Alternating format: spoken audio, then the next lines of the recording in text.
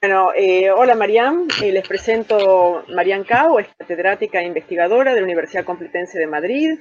Ella es profesora titular de Educación Artística de la Facultad de Educación de la Universidad Complutense, es doctora en Bellas Artes y máster en Intervención Terapéutica. Además, entre el 2007 y 2011 fue la directora del Instituto de Investigaciones Feministas, la Complutense también. Entre el 2012 y el 2017 fue la presidenta de la Asociación Española de Mujeres, MAP, de Artes Visuales, ¿verdad? Fue directora de la Escuela Complutense Latinoamericana. Nosotras, ambas, Mariana y yo, nos conocimos cuando yo coordinaba la línea de Museos y Patrimonios de la UIU. La UIU es la Unión de Universidades Iberoamericanas, es una alianza museológica entre la Universidad Complutense, la UNAM de México, la Universidad de San Pablo y la Universidad de Buenos Aires. Marian también estaba dentro de la UIU en ese momento coordinando la misma línea. En ese momento armamos un programa para dictar un curso en la Complutense, un curso de verano que se llamó Repensar los Museos, que justamente nosotras dos, junto con Camilo de Melo Vasconcelos por la Universidad de San Pablo y Pepe Pacho Paredes por el Museo del UNAM,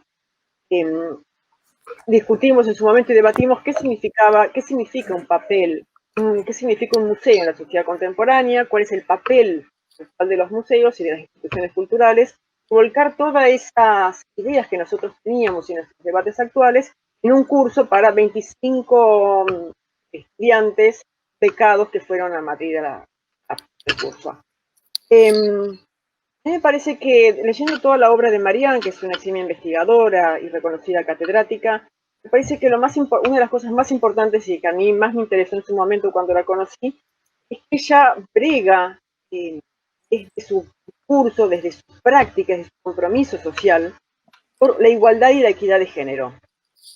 Y sobre todo para que se inicie y se promueva en la sociedad civil, en las instituciones culturales y en los museos, la historia de los otros, instalar la historia de aquellos que la antropología ha llamado esos otros, como los excluidos, los invisibilizados, los silenciados, esos sujetos sociales que históricamente han estado invisibilizados en la historia. Entonces, a partir de varios proyectos que Marian tiene, Museos en Femenino, uno de ellos, libros y publicaciones como Patrimonio Femenino, me parece que justamente de lo que hablas es la cultura como un derecho social, ¿no? Y más que nada cuando hablas de clave de, eso quería preguntar un poco, cuando vos hablas de clave de género, también hablas de en clave política y en clave social, ¿no? Me parece que algo muy interesante en tu enfoque es que cuando uno instala la temática o la problemática de género en un museo, también está instalando la problemática de todos los excluidos, ¿no? Todos los sectores sociales que han estado invisibilizados, no solo las mujeres, sino que se abre un abanico muy grande para pensar la historia y recuperar la memoria de aquellos grupos que han estado invisibilizados. Entonces te quería preguntar, por un lado, acerca de, yo leí un ensayo muy interesante, que lo recomiendo y vamos a dejar luego el link, que Mariana escribió sobre una exposición que hay en el Museo del Prado, ahora en Madrid, que se llama Las Invitadas. Me cuentes un poco de eso porque me llamó la atención la exposición, sobre todo porque yo que estoy en un museo, ¿no? Desde la gestión, sabemos que los museos pensamos para qué hacemos exposiciones, para quiénes las vamos a contar, cómo, por qué. Y tenemos un discurso, los museos no son espacios, ya lo sabemos, espacios neutros, sino que tienen una historia y adoptan una historia para poder contarla. Justamente, toman partido de alguna manera. ¿Cómo es esta exposición? Que aparte del museo dice que es la visión no de ellos, sino del siglo XIX. Bueno, la verdad es que es un tema que está ahora en plena, está muy candente, porque es verdad que es una exposición que además se iba a hacer en marzo y no se pudo hacer por la pandemia y, bueno, de hecho generaba muchas expectativas, entre otras cosas porque desde hacía ya muchos años, unos cuantos años, que se le pedía al Museo del Prado que abriese una visión entre otras cosas, a las mujeres. Nosotros hicimos dentro del proyecto que tuvimos nosotros de investigación en 2009, en el que analizábamos varios museos españoles, entre los que estaba el Prado, una de las conclusiones a las que llegamos, bueno, cuando nosotros llegamos en el 2009, no había ni una sola obra de mujer expuesta en la colección permanente. Había, no muchas, pero había unas cuantas, pero estaban todas en los almacenes y había obras muy buenas desde nuestro punto de vista en los almacenes, pero que ellos consideraban que no alcanzaba los criterios de calidad y así nos lo dijeron. Es decir, bueno, que aunque tenían obras en los almacenes no alcanzaban ese criterio. Y además las obras que tenían estaban en muy mal estado, es decir, había, digamos, un descuido evidente no solamente en la conservación, sino incluso en la datación de las obras. Y tanto desde el instituto como desde el movimiento de mujeres en las artes se lo hicimos llegar al llegar al museo. Ya desde el 2007 que se hace la ley orgánica de igualdad en España y que afecta a todas las instituciones culturales, el Ministerio de Cultura, a través de un convenio que hace precisamente con la Complutense, inicia un trabajo junto, por un lado la universidad, pero por otro lado la propia gente del museo, de varios, pero uno de ellos fue el Museo del Prado, para una cierta recuperación y para que nos dejaran analizar cómo estaban los fondos, de donde surgieron, entre otras cosas, estas conclusiones y muchas recomendaciones, no solamente de las obras hechas por mujeres, sino cómo se hacía la narrativa, digamos, hegemónica de los cuadros y de las obras en las que aparecían mujeres, ¿no? Y que en general, bueno, pues era una narrativa en una clave bastante patriarcal, muy jerárquica y muy androcéntrica. Con lo cual, y vuelvo a la exposición, esta exposición es cierto que el Museo del Prado ha ido incluyendo, digamos que no muchísimas, pero bueno, al menos alguna obra de mujeres en la colección permanente. Es cierto que hizo este año o el año pasado la exposición de Sofonis Banguissola y Lavinia Fontana, que a nosotros nos hubiera gustado que hubiese sido una exposición individual, pero bueno, la hicieron por pares. Y entonces esta exposición, como ya decía, sí te generaba bastante expectación. Nos llamaba la atención el título, el de las invitadas, y realmente, bueno, es una exposición que actualmente está siendo muy criticada. O sea, desde mi punto de vista, hacer una exposición sobre mujeres no es hacer una exposición desde la perspectiva de género, y yo creo que ese es uno de los problemas que tiene. Es decir, cuando tú trabajas sobre un grupo que ha sido excluido del museo, sean mujeres o sea personas de otro origen o sea personas de otra clase social, porque al final los museos, que casi todos surgen desde una concepción del 19, lo que presentan es una clase social, un género y una procedencia. Es decir, los otros son todos, menos eso.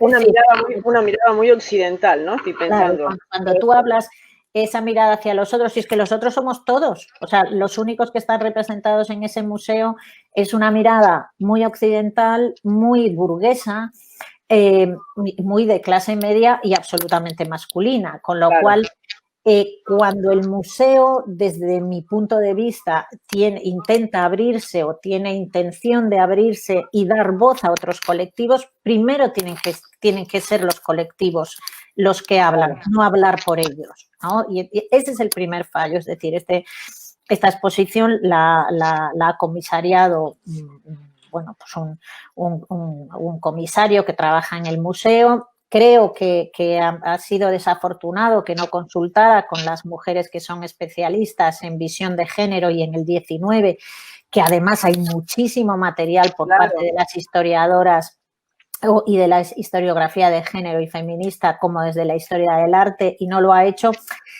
Y yo, bueno, en mi artículo de alguna manera hice un paralelismo con un museo de Alabama que hiciese una exposición, bueno, pues sobre los afroamericanos, pero sin los afroamericanos. Y además es una exposición en la que solo en muy determinados momentos, o sea, y se pueden contar con los dedos de una mano, y es una exposición muy amplia, se deja hablar a las mujeres, es decir, a una mujer que es Emilia Pardo Bazán. En el resto son discursos sobre las mujeres.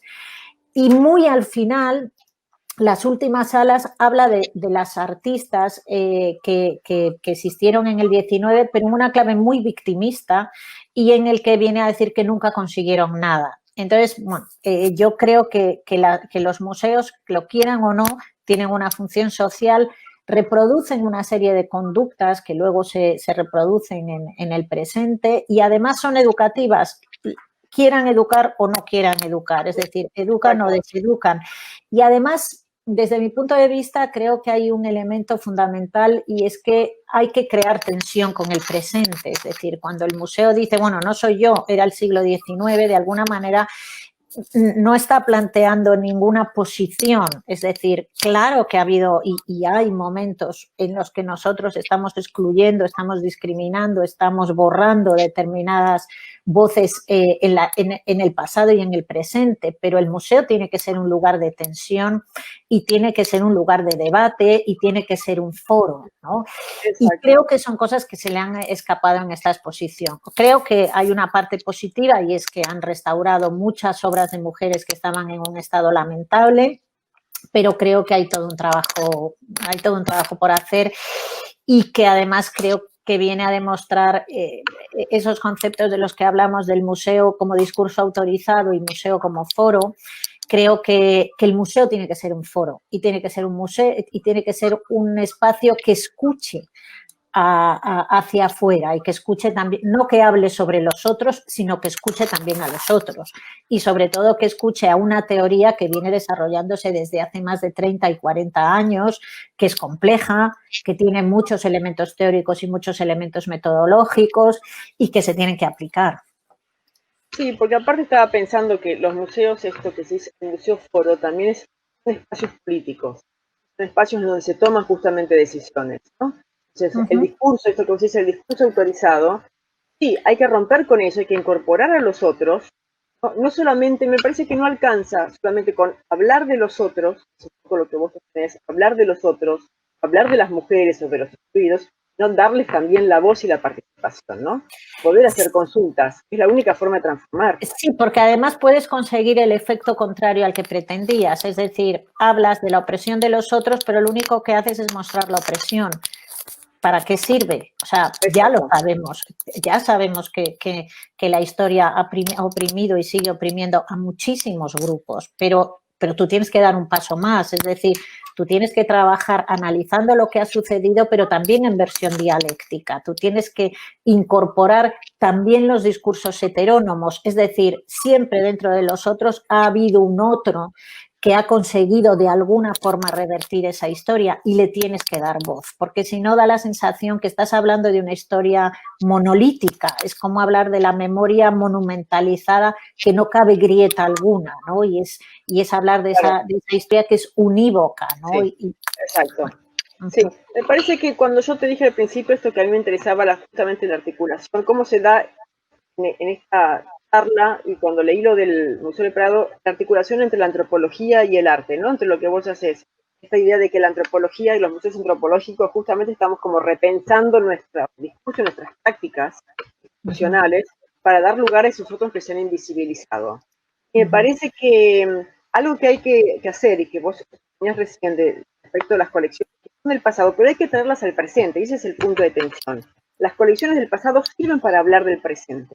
Si tenemos colecciones, no sé, en un museo de arte, en un museo antropológico, tallas en madera, por ejemplo, de África, y que están seguramente relacionadas quizás a la esclavitud. Entonces, da para hablar de la complejidad de cómo llegaron esas colecciones hasta América, por ejemplo, ¿no? Los procesos de esclavitud, los procesos de marginación, de la pobreza en África. Es decir, hay que traer, así sean obras de arte o antropológicas, hacia el presente. Está pie para eso, y ahí se genera la tensión, justamente, ¿no? Y además yo creo que el museo tiene que dar voz a los discursos transgresores. Es decir, siempre ha habido discursos transgresores dentro de esos discursos hegemónicos.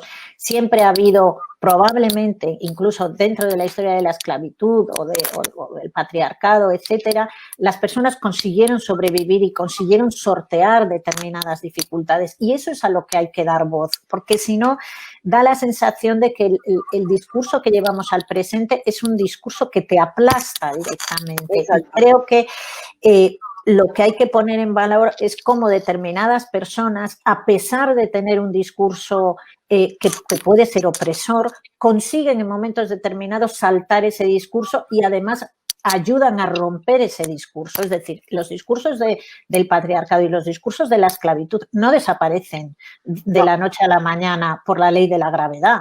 O sea, desaparecen porque hay una serie de personas dentro de ese grupo que sufre la esclavitud y dentro de ese grupo que sufre el patriarcado, que lo revientan desde dentro.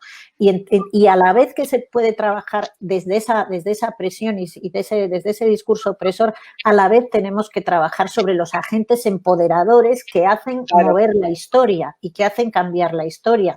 Los discursos poscoloniales y los discursos anticoloniales surgen desde los grupos oprimidos, y los discursos que rompen el patriarcado surgen desde los discursos de las mujeres y desde los discursos feministas, también apoyados desde fuera, obviamente, pero no sin contar con ellos. Y creo que eso es una visión que te trae hacia el presente el cómo modificar la historia presente que tú estás llevando a cabo hoy con las leyes de hoy, ¿no? Exacto, y aparte, más allá, amén de las leyes, hay una cuestión metodológica, ¿no? Desde las disciplinas, pensando desde el arte, desde la antropología, desde las ciencias sociales, desde la educación, ¿no? Como definir de alguna manera una metodología de trabajo que articule todas estas disciplinas para poder cambiar eso, las instituciones culturales.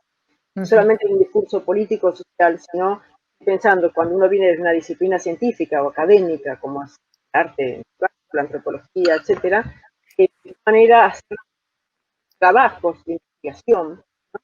De diagnósticos, y que pueda proyectar justamente un cambio real en la sociedad, ¿no? Establecer estrategias educativas, estrategias de compromiso.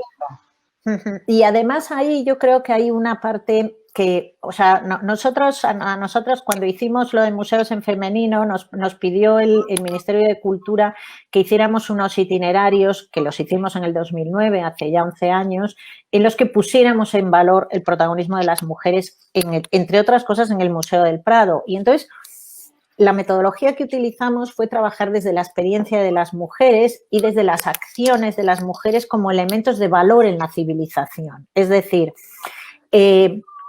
todas aquellas acciones que en general, porque las hacen las mujeres, acaban siendo subalternas, lo que hicimos fue darle la vuelta. Es decir, hicimos, entre otras cosas, 2 itinerarios, uno que fue los que consensuamos con el museo, uno que fue el papel de las mujeres en la corona española, que bueno, te puede gustar o no, etcétera, pero lo que vimos es que las mujeres que habían estado representadas en la corona estaban representadas en las cartelas y en los textos desde un discurso de absoluta subalternidad. O sea, no tenían ni importancia política, ni importancia social, ni importancia cultural, ni importancia educativa.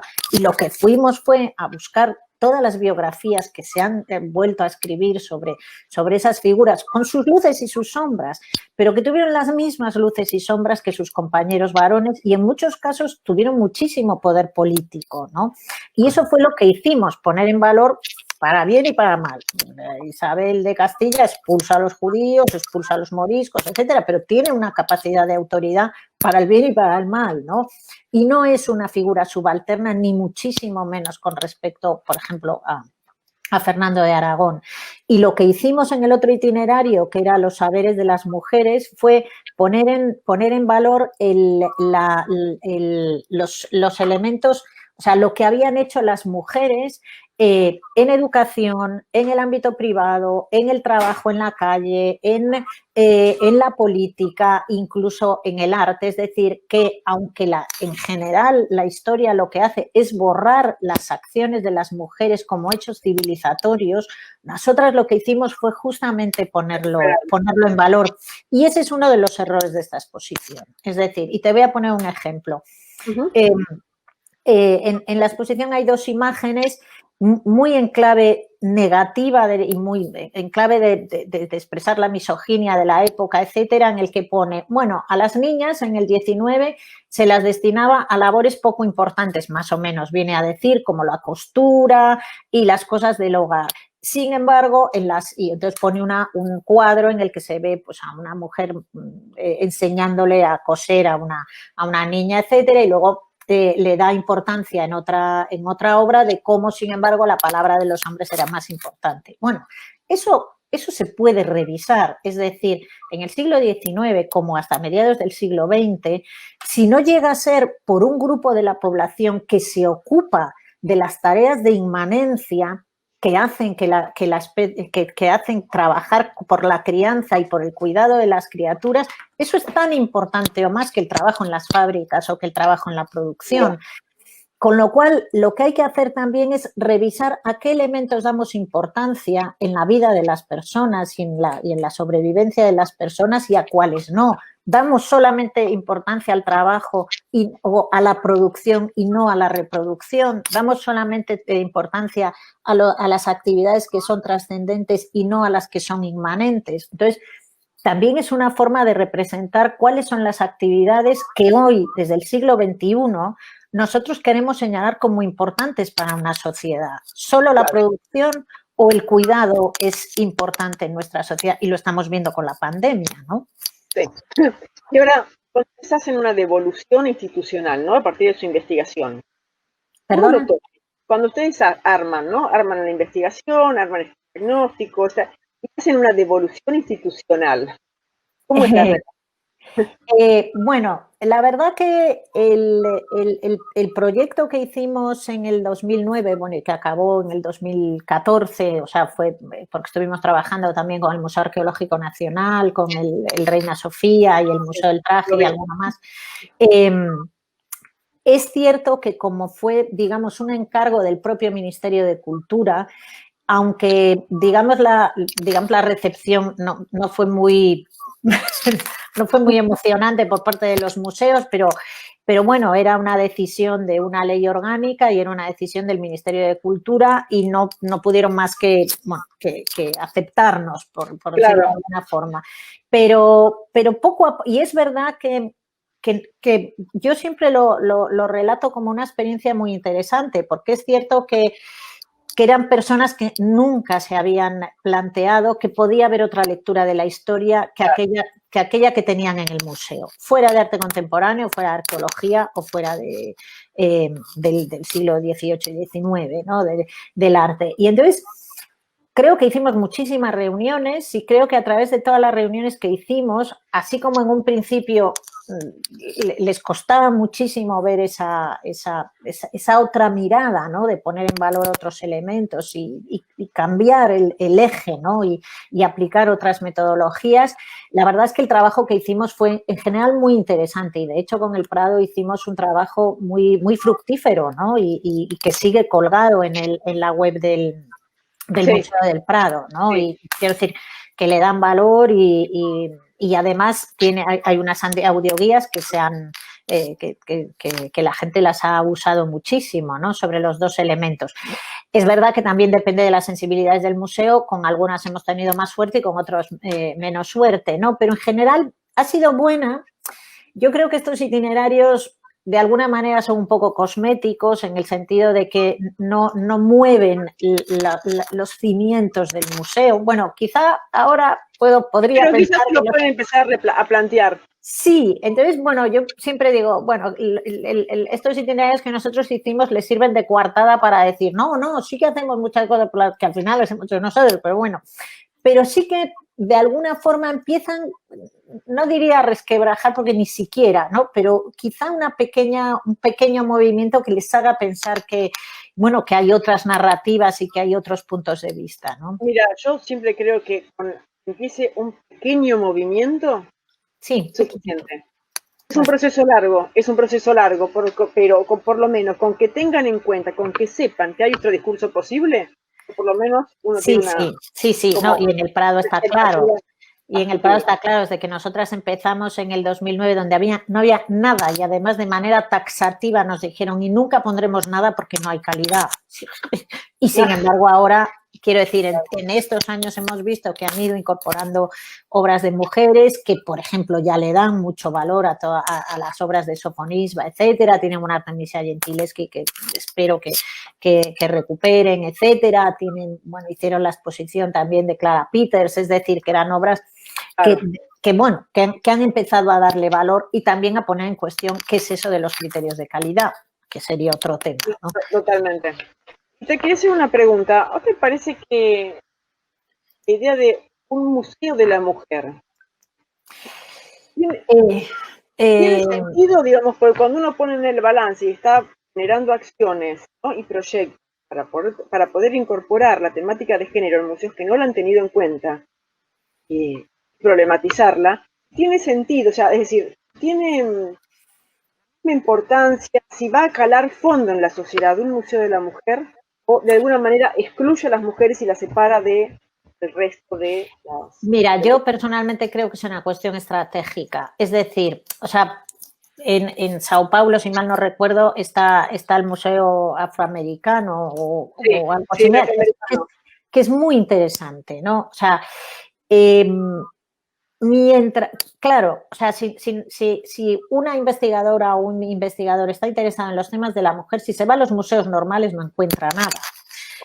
Pero, sin embargo, si se va a los museos específicos, sea afroamericano, sea de la mujer, sea el museo gitano, etcétera, encuentra las cosas de los que los otros museos no hay información o no hay información en profundidad, porque lo que hacen justamente esos museos de la mujer o de los otros, por decirlo de alguna manera, es trabajar en profundidad esos colectivos. Claro. Corremos el riesgo, obviamente, de que queden separados del discurso oficial. Y creo que el objetivo es que el discurso oficial no sea el que es. Es decir, que el discurso oficial sea el discurso de toda la colectividad. Entonces, creo que mientras tanto, digamos que puede ser interesante que esos museos existan, pero creo que el objetivo es que el museo oficial sea de la mujer y del hombre y de las otras procedencias, etcétera. Y creo que ahí hay una exigencia política porque es una exigencia democrática y porque yo siempre pongo el mismo ejemplo. Cuando llevas a un niño de clase media al museo, lo que encuentra es el reforzamiento de su clase social y de su género y de su procedencia. Claro. Y cuando justamente llevas a una persona que viene de un sector económicamente desfavorecido, no encuentra nada. Y si lo encuentra como la exposición esta, como los desechados del mundo, ¿no? Como los que piden en las calles del 19, etcétera, etcétera. Es decir, lo que encuentra como espejo es más discriminador todavía que la situación que tiene, ¿no? Claro. Igual si es mujer o igual si es de otras procedencias. Creo que precisamente el museo tiene una responsabilidad política, social y educativa, porque si no lo que hace es estar reproduciendo desigualdad. Y lo que nosotros hacemos cuando pagamos con nuestros impuestos los museos es aumentar y pagar desigualdad cada mes en lo que es lo que llamamos la cultura, porque además al final la cultura construye simbólicos y construye modelos simbólicos desde la alta cultura, es decir, mucho más, no sé si más, pero bueno, tan o más importante que los modelos que se reproducen en los media, en internet, etcétera, etcétera. Cuando una persona va al Museo del Prado o va a la National Gallery, etcétera, están sancionando determinados modelos y además están legitimando determinadas violencias. Es decir, si no se analizan críticamente esas violencias, lo que hacemos es legitimarlas. Y si no las ponemos en entredicho desde el presente como lugar de tensión, también las estamos legitimando en el presente. Con lo cual, estamos trabajando con lo simbólico, pero que es lo que nos construye identitariamente, ¿no? Sí. Y de alguna manera estaba pensando en el título de esto de las invitadas de la exposición del Prado, ¿no? Esta idea de buscarlas como protagonistas. Esta idea de invitar a un presente. Ellos quisieron hacer y han justificado en muchas ocasiones el motivo y dice que es que el 19 consideraba a las mujeres como invitadas del discurso oficial y que el Estado con sus leyes y con sus conductas, digamos, patriarcales, lo que hace es que las mujeres sean invitadas. Bueno, yo creo que es un título bastante fallido, entre otras cosas porque produce rechazo de entrada al colectivo de mujeres y porque además plantea, yo creo que una visión muy monolítica de a quiénes se invita. Al final está hablando de la burguesía, ¿no? Tampoco hay una visión social y la visión social que hay es muy desafortunada porque al final lo que viene a decir en una parte que le llama la brújula para las náufragas, etcétera, es que las mujeres, y aparte no está bien contextualizada históricamente ni socialmente, lo que viene a decir es que las mujeres pobres estaban todas abocadas a la prostitución. A la prostitución. Lo cual no es, o sea, no. será real en una parte, pero no necesariamente, ¿no? Por ejemplo, en el siglo XIX español hubo muchísimas luchas también desde la clase obrera en la que había muchas mujeres, ¿no? Claro, y aparte la militancia política, activista, gremial de las mujeres en el siglo XIX. Me parece que eso es importante reflejar justamente. Las mujeres en la ciencia, no solamente como artistas, las mujeres en la ciencia. Y en muchos ámbitos, ¿no? Entonces, bueno, creo que no ha sido muy afortunada, ¿no? Quería invitarte a ver un proyecto de Museos en Femenino.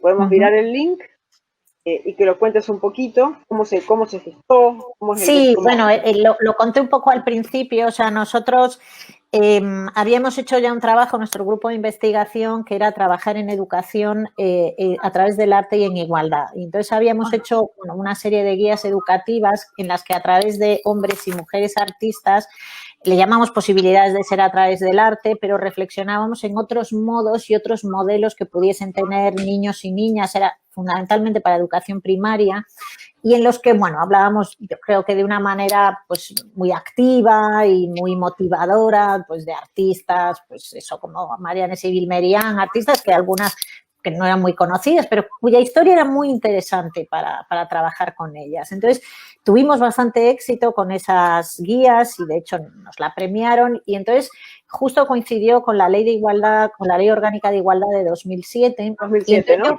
Yo fui al Ministerio de Cultura a enseñarles las guías, porque es cierto que en los museos no había nada parecido a un enfoque de género, ni muchísimo menos. Y entonces, bueno, les gustaron muchísimo las guías y dijeron, bueno, pues vamos a hacer un análisis y hacemos un convenio entre el Ministerio de Cultura y el Instituto de Investigaciones Feministas, del que yo era directora en su momento. Hacemos un análisis y os pedimos que hagáis unos itinerarios de protagonismo femenino. Y de ahí surgió. Entonces, hicimos un análisis que, bueno, está publicado en varios artículos y libros y tal, de el Museo del Prado, el Museo Arqueológico Nacional, el Museo Reina Sofía y el Museo del Traje. Y luego se añadió un museo de cerámica en Valencia. Digamos, 4 museos bastante relevantes. Entonces, lo que hicimos fue trabajar durante 4 años analizando todos los fondos en clave de género, analizando también cómo habían estado, cómo estaban catalogadas las fichas, incluso, etcétera. En algunos hicimos un análisis aleatorio y en el Prado, como realmente me parece que había 89 obras de mujeres, pues las analizamos todas, porque, es decir, de 12.000 obras había pues bastante menos de 100 de obras hechas por mujeres. Y entonces, a partir de eso, bueno, hicimos una serie de conclusiones y de recomendaciones que, bueno, se pueden consultar y están en la web. Están en la web. Y Museos en Femenino fue se pusieron en contacto con nosotros una asociación que trabaja la tecnología y las páginas web, etcétera. Entonces nos dijeron que ya que habíamos hecho esos itinerarios, independientemente de que los museos los incluyeran en su discurso o no, nosotras hiciéramos una web en el que esas obras se pudieran ver no solamente yendo al museo, sino que se pudiesen ver pues, desde cualquier centro educativo. Desde cualquier lugar. Y entonces surge Museos en Femenino, la web que tenéis ahí debajo, y entonces en ella nosotros proponemos una serie de itinerarios y además lo que hacemos es desarrollar unas guías educativas de cómo trabajar, en este caso fundamentalmente en secundaria y en universidad.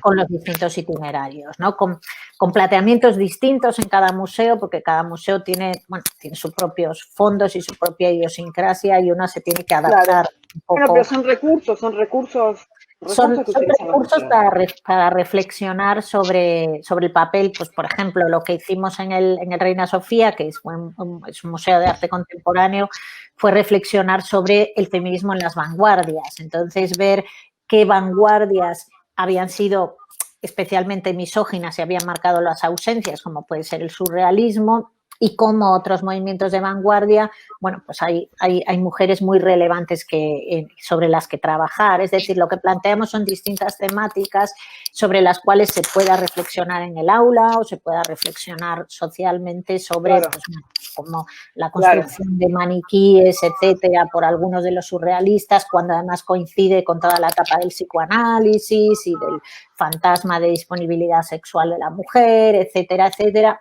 Porque nada de esto sucede solo, todo sucede porque está sucediendo algo al lado, como puede ser el movimientos reaccionarios en algunos casos y movimientos progresistas en otros, como puede ser la lucha por el sufragio femenino y la reacción en muchos hombres contra el avance de las mujeres, ¿no? Y en muchos de los casos es cierto que como las obras de arte solamente muestran aquellas que han pintado los hombres, en general, y salvo alguna excepción, lo que muestran es una reacción, digamos, conservadora ante lo que está sucediendo en la calle, con lo cual también es muy interesante para verlo en clave social y en clave histórica, ¿no? Claro.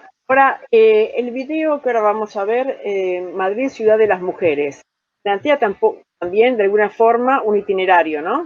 De la presencia de las mujeres en la ciudad. Sí, eso fue un proyecto que realmente tiene una metodología similar. Eso fue parte de un proyecto europeo que se llamaba Diversity, que era Diving into Diversity in Museums and in the City. Entonces, en la primera parte que trabajamos específicamente con museos, no trabajamos específicamente con mujeres, sino con el colectivo gitano, que es un colectivo muy invisibilizado en España, muy presente, pero a la vez, por supuesto, no presente en los museos, ¿no? Igual que otros grupos. Pero en la segunda parte decidimos trabajar con la misma metodología en el sentido de que la ciudad es también un enjambre y una red de simbólicos, ¿no? Es decir, las plazas, las calles, todos los espacios de la ciudad nos están marcando símbolos y además a través del nombre de las calles y el nombre de las plazas, de las avenidas, etcétera, la ciudad pone en valor determinadas figuras y oculta otras. Entonces, lo que hicimos fue analizar la ciudad de Madrid y ver que, bueno, que efectivamente, o sea, la ciudad de Madrid no rinde homenaje prácticamente a ninguna mujer en la historia. La mayoría de las personas, digamos, que han existido a las que rinde homenaje son hombres que en general pertenecen a una clase social alta o son reyes o forman parte de militares, es decir, rinden más homenaje a la violencia, digamos, o a quien ha ganado en determinados conflictos bélicos que a otros aspectos que son importantes para la ciudad. Es decir, se podrían hacer muchos análisis y de las figuras femeninas que aparecen en la ciudad de Madrid, digamos que el 95% son santas, vírgenes y Nuestras Señoras C, es decir, son figuras simbólicas, pero son muy pocas las figuras reales. Entonces, hicimos, por un lado, digamos, dos trabajos, uno que trabajaba con los grupos de mujeres más invisibilizadas en la ciudad y fue un trabajo en el presente, pero nos parecía que antes de trabajar en el presente teníamos que trabajar, digamos, con lo que la ciudad es a nivel de estrato histórico, es decir, Madrid es una sobreposición de diferentes culturas, de diferentes movimientos de personas que llegan a Madrid con determinadas influencias, etcétera. Y lo que queríamos hacer era abrir esos estratos y ver dónde estaban la huella civilizatoria de las mujeres.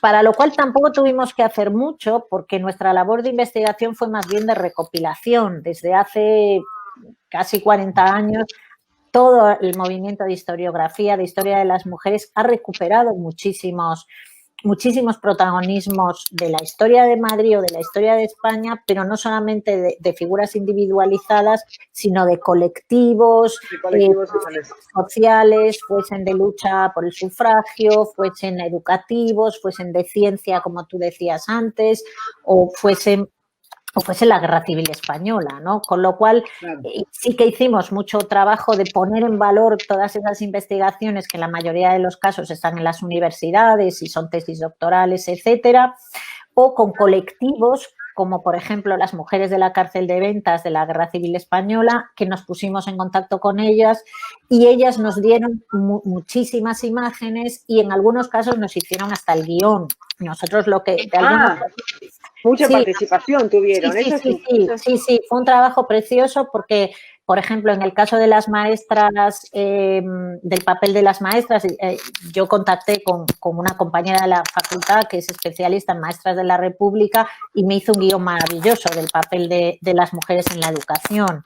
Y en el caso, por ejemplo, del papel de las mujeres cigarreras de la fábrica de tabacos que fue, digamos, una institución importantísima que se cerró en el 2004, si mal no recuerdo, y que en el que trabajaron casi 3.000 mujeres y ellas fueron protagonistas de muchos movimientos, de los mayores movimientos sindicales, digamos, fueron las primeras sindicalistas de hombres y mujeres para luchar por las condiciones de trabajo. Ahí contactamos con una asociación que reivindica el papel de las mujeres cigarreras, con lo cual fue también un trabajo muy comunitario, por decirlo de alguna manera. ¿Y cuánto tiempo tardaron? ¿Cuánto tiempo llevó? Tampoco crees que tardamos mucho, o sea, tardamos, sí, porque fundamentalmente lo que hicimos por un lado fue recoger la documentación, digamos, hacerla de forma agradable y divulgativa, que no durase más de 2 minutos, 3 minutos. Y luego lo que hicimos fue unos vídeos que nos parecía que podían ser muy interesantes para el trabajo en la universidad y también en educación secundaria y tal. Yo creo que tardamos 2 o 3 años, trabajando mucho. Primero sacamos, me parece que 7 vídeos, luego sacamos 3 más y luego sacamos otros 3 más, una cosa así. Al final hicimos 17 puntos que realmente no los hicimos tanto como itinerario, aunque como hay algunos que están cerca se pueden hacer andando, pero porque nos parecía que esos eran los esenciales que había que señalar en Madrid. Por ejemplo, la cárcel de Ventas está muy a las afueras de Madrid, por decirlo de alguna forma, pero era un punto que tenía que estar porque hablaba de la represión de las mujeres en la guerra civil y del papel activo que tuvieron las mujeres en la guerra civil y que no solo fueron víctimas. Y aunque nadie va a ir hasta allí, porque ya no está, porque además la cárcel la derrumbaron, sí está el espacio. Y también queríamos hablar de los vacíos, ¿no? Pero en el centro de Madrid hay muchos lugares que se pueden... O sea, yo he hecho muchos itinerarios guiados por muchos grupos que me lo piden y tal. Y entonces, bueno, eso luego lo que hicimos fue convertirlo en una aplicación móvil, de tal manera que tú la llevas en el móvil y la activas. Y haciendo el recorrido... Y te vas a la voz y te está geolocalizado, entonces salta el discurso tan pronto pasas al lado del espacio, ¿no? Y bueno. Bueno, vamos a ver el video, a ver si podemos ver el video brevemente. Es un video corto y muy lindo.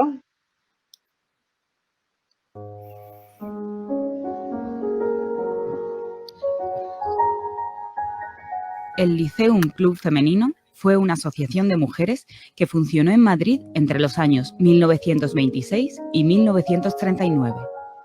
Fue fundado por un centenar de mujeres siguiendo el ejemplo del primer Liceum femenino, creado en 1904 en Londres. El objetivo del Liceum era la defensa de los intereses de la mujer y la creación de un lugar de encuentro y de desarrollo cultural y profesional, facilitando la acción social y la presión política destinada a reivindicar el papel de la mujer. Allí las mujeres podían dialogar, demostrar sus capacidades y hacer amistades con otras mujeres con estudios superiores, pues este era el único requisito de pertenencia. Una de sus fundadoras, Carmen Baroja, escribía: «Por entonces veníamos reuniéndonos unas cuantas mujeres, con la idea, ya muy antigua en nosotras, de formar un club de señoras. Esta idea resultaba un poco exótica en Madrid, y la mayoría de las que la teníamos era por haber estado en Londres, donde eran tan abundantes». Fue considerado el único foro feminista del momento, y a través de él, las mujeres van a proponer cambios jurídicos y sociales en el papel de la mujer, como la supresión del artículo 57 del Código Civil, que supeditaba a la esposa a todo lo que mandara su marido. Fue también escenario privilegiado de la consecución del voto femenino por parte de Clara Campoamor en 1931. Como Campoamor, muchas de sus socias van a ocupar puestos de importancia durante la República. En 1930, el Liceum contaba con unas 500 socias, de las que 475 estaban casadas, recibiendo el nombre de El Club de las Maridas. Sus socias fueron etiquetadas de criminales, liceómanas, ateas, excéntricas y desequilibradas, por el simple hecho de pertenecer al primer foro de fomento y concienciación femenina, un instrumento de igualdad que desaparecerá con la Guerra Civil.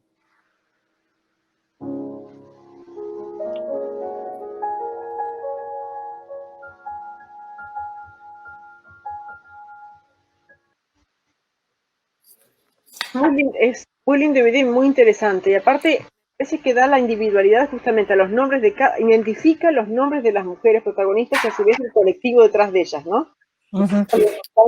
Sí, o sea, la idea era, es verdad que, por ejemplo, en este caso el Liceum Club es un colectivo feminista un poco elitista, ¿no? Como dicen, pero lo que queríamos era mostrar que así como en general la historia que se nos ha transmitido, cuando habla de mujeres las habla completamente desconectadas y como excepciones. La idea que nosotras queríamos transmitir es que fuese en la clase alta, en la clase media o en la clase económicamente más desfavorecida o perteneciente más a los grupos obreros, etcétera, las mujeres estaban organizadas con otras mujeres y estaban en contacto con otras mujeres y con otros hombres, por supuesto, pero también entre ellas. Y que esa idea de competición entre mujeres, etcétera, es mentira, porque las luchas sociales se logran a través del trabajo común y del trabajo comunitario. Y entonces, igual que está Liceum Club, también está el papel de las lavanderas en el río Manzanares, por ejemplo, que es un tema que no suele venir tampoco en los libros de historia, porque parece que no es relevante que se lavara la ropa cuando había unos problemas tremendos higiénicos en las ciudades a principios del siglo pasado, etcétera. Y entonces intentamos que todas esas figuras que además fueron importantísimas en su momento aparezcan también en la historia de Madrid, ¿no? Igual que las lavanderas, pues las primeras mujeres telefonistas y que cuando se casaban obligatoriamente tenían que dejar de trabajar, etcétera, etcétera.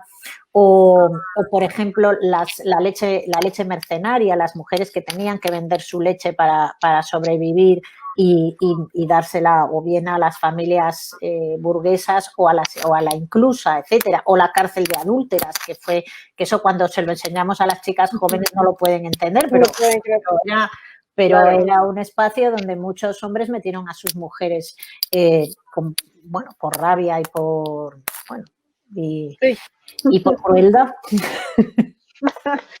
Yo creo que, y un poco para ir cerrando, lo que me parece interesante es esto de retomar la historia pasada, ¿no? Sobre todo para generaciones jóvenes que no creen que esto haya sucedido, ¿no? Esto de mostrar las cárceles de adúlteras, la leche mercenaria, todo esto porque me parece que aparte es un movimiento a nivel internacional. Estaba pensando lo que está sucediendo en distintas partes del mundo, ¿no? Tanto en Europa como en América Latina, del nuevo paradigma de la inclusión, de la temática de género, cómo está transformando muy inicialmente y creo que muy tímidamente, ¿no? La idea que tiene la sociedad sobre las mujeres y los grupos excluidos tradicionalmente. Pero me parece que es un puntapié para empezar a trabajar colectivamente, socialmente, con un compromiso fuerte para que esto cambie, efectivamente. Sí. Y sí, yo quería añadir que, o sea, a nosotros esto nos parecía fundamental, pero también nos parecía fundamental ver que la ciudad es un elemento dinámico, que esa idea de entonces, el otro proyecto que hicimos, que a mí también hubiera querido hacer una aplicación, pero no tuvimos dinero ni apoyo, nosotros lo que hicimos también fue trabajar sobre los itinerarios de alguna manera político-emocionales de muchas mujeres actuales. Y, por ejemplo, nosotras contactamos con mujeres que ejercen la prostitución en la calle para que nos contaran cómo era su vida y también con mujeres que vivían en la calle, ¿no? Y para mí fue muy, muy impactante el recorrido que me hacía una de las mujeres de dónde había nacido, bueno, los lugares en los que se había metido en droga, etcétera, lugares que habían sido de violencia de Madrid y 2 años enteros que había estado durmiendo en una, ¿cómo se llama? En un cajero automático en una ciudad y cómo se levantaba todos los días a las 7 de la mañana antes de que llegara el director para que no le echase, dónde iba, le daban los bocadillos, etcétera, en el que hablan también del Madrid de ahora, que es un Madrid que excluye, que sigue excluyendo a determinados colectivos. Y esas biografías de exclusión, aparte son como biografías de exclusión, que las podés realmente ampliar a todo un colectivo social, ¿no? A todo un grupo. Claro, exactamente, y que no dé la sensación de que eso pasó, pero ya no pasa, sino que eso pasó y pasa, ¿no? Y que justamente son los colectivos y el compromiso ciudadano el que hace que deje de pasar. Primero visibilizándolo y luego dándole autoridad para que hablen de sus propias reivindicaciones, ¿no? Esa era los 2 movimientos que queríamos hacer, ¿no? Eso sería interesante que hagan también una aplicación de... Ya queríamos, o sea, yo tenía en mente una aplicación en el que un turista pudiese ver Madrid desde las historias de la exclusión y no solo de la exclusión, ¿no? Porque lo que hicimos fue vincularlos a emociones y entonces que hablasen de lugares de soledad y tristeza, pero también lugares de afecto y de alegría, ¿no? Y entonces que una persona pudiese recorrer Madrid a través de lugares para la alegría, lugares para la tristeza y que de alguna manera eso le pudiese servir a las autoridades locales para hacer una reordenación urbana. Es decir, si hay muchas personas que creen que hay lugares que son estresantes o que hay lugares que te llevan al enfado, bueno, eso es que hay algún fallo, ¿no? en determinados, o hay unas narrativas de tristeza absoluta de las personas que viven en la calle. Eso le debería de hacer pensar a las políticas locales que algo hay que hacer, ¿no? Para que la ciudad sea habitable. Y te hago una última pregunta, Marian, respecto a las estatuas femeninas que hay en Madrid. La verdad que no lo sé. ¿Hay algún, es decir, si hay alguna especie de recorrido o de, sí, teniendo en cuenta y de interrogantes sobre las estatuas femeninas? Es porque lo pregunto porque hay todo un movimiento justamente desde hace varios años, ¿no? Y de intervención sobre las estatuas y la monumentalización, tanto en Europa como en América Latina, ¿no? Pero desde mi punto de vista, las meninas yo no me he metido mucho, pero a mí me parece un merchandising. O sea, eso es una empresa que ha puesto a las meninas y entonces, bueno, o sea, en fin, para mí no es nada interesante. Yo creo que ha sido más algo de cara al turismo que venía, que ahora ya no viene porque estamos confinados. No, pero lo que estoy preguntando no es que si hay algún tipo de intervención en contra justamente o en contra de las estatuas que han sido justamente en muchos casos de personajes controvertidos en la historia, para darle más lugar, más visibilidad a las estatuas de las mujeres. A ver, sí, desde hace un tiempo... Los personajes femeninos, ¿no? Sí, por ejemplo, en Madrid hay, me supongo que también en Buenos Aires seguro, ¿no? El típico escudito que pone aquí nació y vivió y compuso y tal. Sí que hay, o sobre todo por parte del ayuntamiento anterior, todo un movimiento de recuperar, digamos, esos lugares donde ha habido mujeres destacadas. Empezó tímidamente.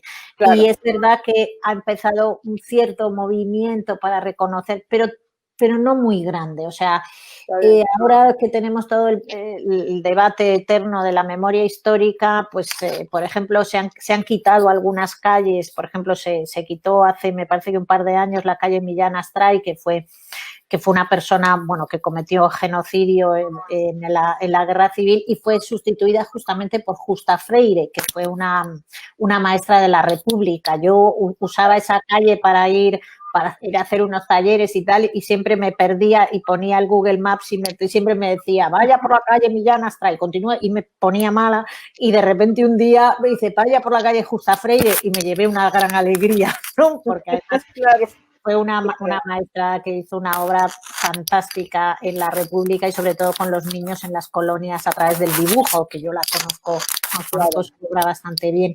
Pero bueno, es tímido. Supongo que también en Argentina pasa lo mismo. O sea, ahora, por ejemplo... Claro. Acá hay disputa por las estatuas de todos aquellos próceres, sobre todo la conquista del desierto, ¿no? Desde el Monumento de Roca, exactamente. A nivel toda Latinoamérica, ¿no? Está pasando.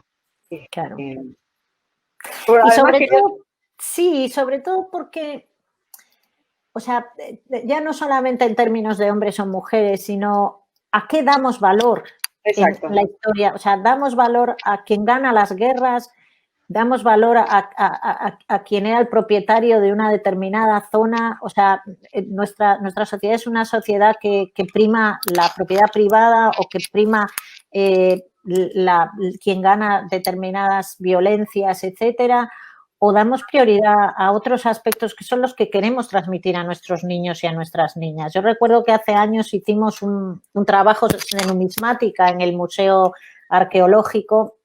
Y entonces pues yo fui me parece que eran de cuarto o quinto de educación primaria, y entonces hablamos de los símbolos de las monedas, ¿no? Y cómo en las monedas el país lo que hace es utilizar una imagen, utilizar una frase y utilizar un símbolo, ¿no? Entonces yo les animé a que se inventaran monedas en las que siempre tenía que haber un hombre y una mujer.